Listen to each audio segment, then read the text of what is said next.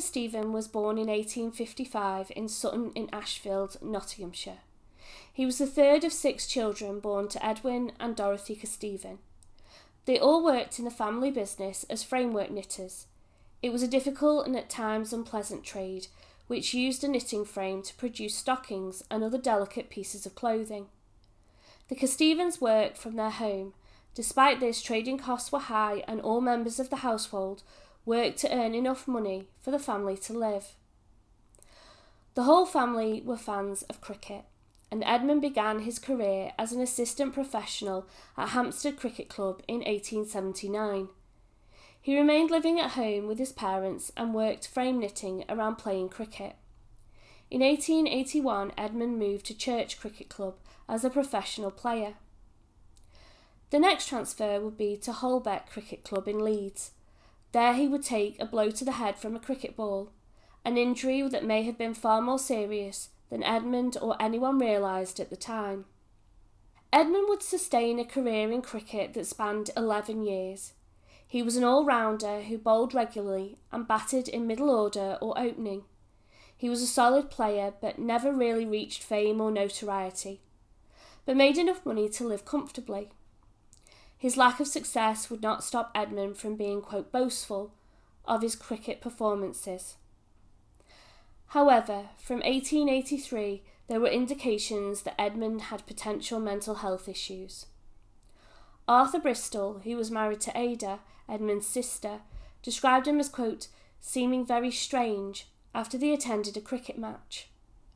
Once they arrived home, Edmund became paranoid that he was going to be arrested by detectives in Leeds. Just days later, Arthur was called to the local pub because Edmund was brandishing a wheatstone, a stone used to shape blades, at the people drinking there. He was described as dancing with his feet. Finally, he threatened to kill the next person that walked through the door of the bar. Arthur and another friend was luckily able to calm Edmund down and walk him home. He noted that Edmund was completely sober. The stories Edmund told about his cricket career became more grandiose, claiming he had toured as far as Australia and was rich from his amazing skills as a cricketer. But just as his fantasies increased, as did his fears. He became deathly afraid of the Leeds detectives coming for him, and he told Arthur he would, quote, die like a cat. Edmund became fascinated by murder stories in the press and would forget to eat solid food for days at a time. Another incident of note happened in 1885. Around midnight one Sunday, Edmund was found distressed and running through the street, shouting, quote, murder and police, by a police officer. A brief investigation of the local area found nothing amiss, and nothing was reported the next day. The officer decided he was, quote, wrong in the head, and took him home. From there, Edmund was under the care of a local surgeon, being, quote, of unsound mind. He reported that his condition was not linked to alcohol, and that he was considering admitting him to the lunatic asylum. Unfortunately, he didn't. Maybe if he had, we wouldn't be discussing this case today. Edmund recovered after a few weeks, and he explained his illness as a skin infection that caused him pain and a fever. By 1891, Edmund's cricket career was at an end, and it was at this time he met Sarah Shaw. Her father was the publican at the Robin Hood Inn. Sarah was already married. In 1877, she wed Frederick Oldham, a tailor and brewery agent. It is unknown what caused the breakdown of their relationship, but the marriage was over by 1880, and in 1883, Frederick emigrated to America with a local woman. They would go on to bigamously marry.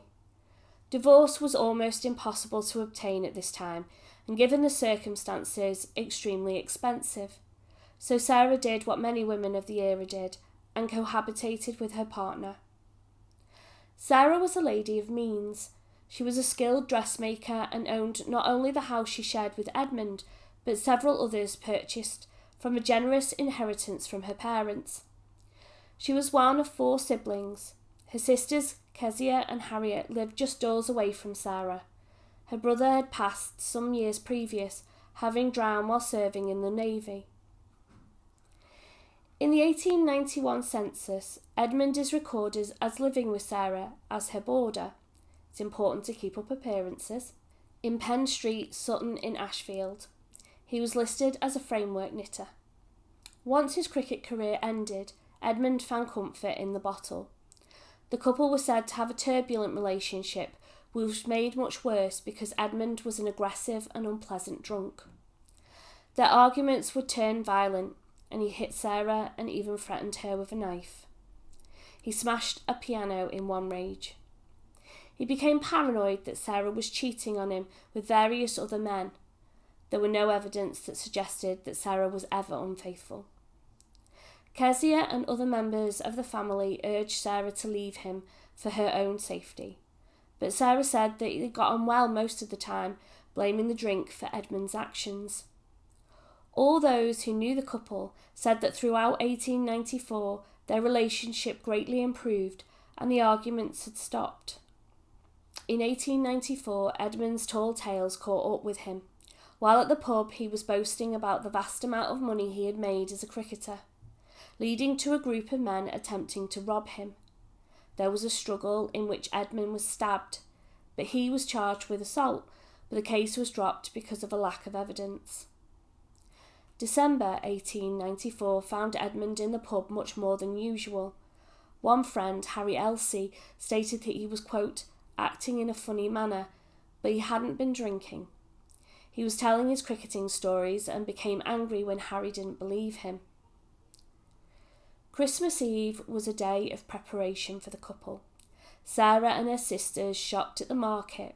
She brought ingredients to prepare a special meal for Edmund, planning to make, quote, something he would like. Edmund had gone to the local surgeon to pick up a prescription for Sarah, who had been ill in the run-up to Christmas, suffering from extreme insomnia. The assistant surgeon noted his strange demeanour. There was something about, quote, the way in which he kept rolling about that drew his attention. Kezia and her husband were throwing a Christmas Eve party. Harriet attended for a time and called on Sarah a few doors down to find her and Edmund enjoying supper before going home. Just after midnight, Sarah burst through the door of Kezia's home. She had a severe neck wound, so deep she was unable to speak. Blood was pouring everywhere.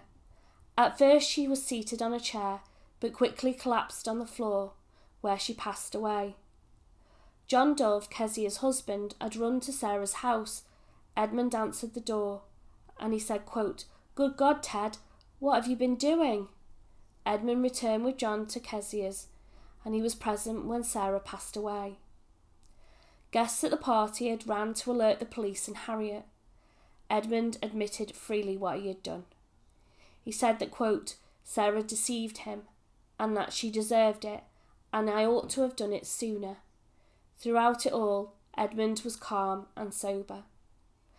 The police searched Sarah's home. Blood and a damaged razor were found in the bedroom. While the bedclothes and floor were covered in blood, there were no signs of a struggle.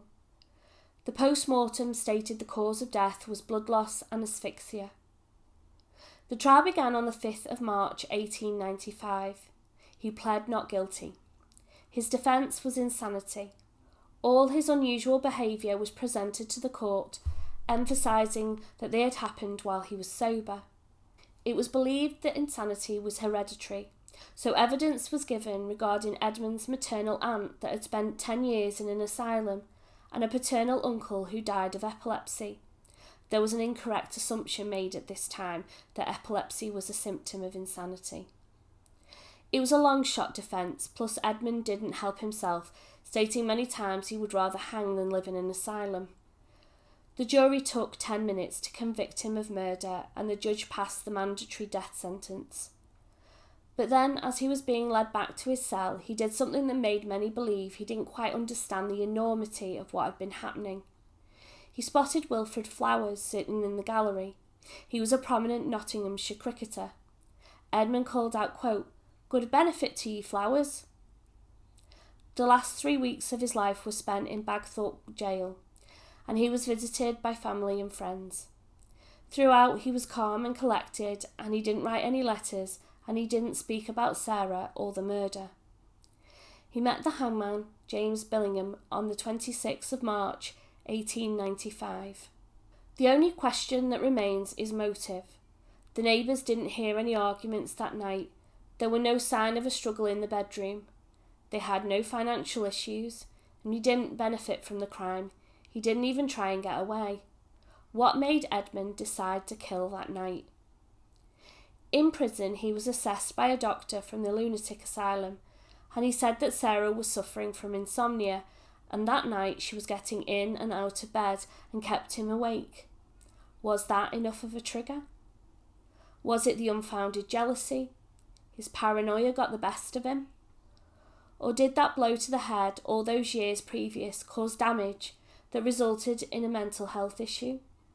Most likely a combination of all these factors, but let me know in the comments what you think. Edmund was survived by his parents, his mother passing in 1903 and his father in 1905. Frederick, his brother, died in 1901, but his three sisters lived long lives. Ada died in 1938, Sarah Ann in 1939, and Betsy in 1946. His brother Joseph's passing was much more mysterious. In the 1881 census, he was in Scotland, and his profession was listed as schoolmaster out of employment.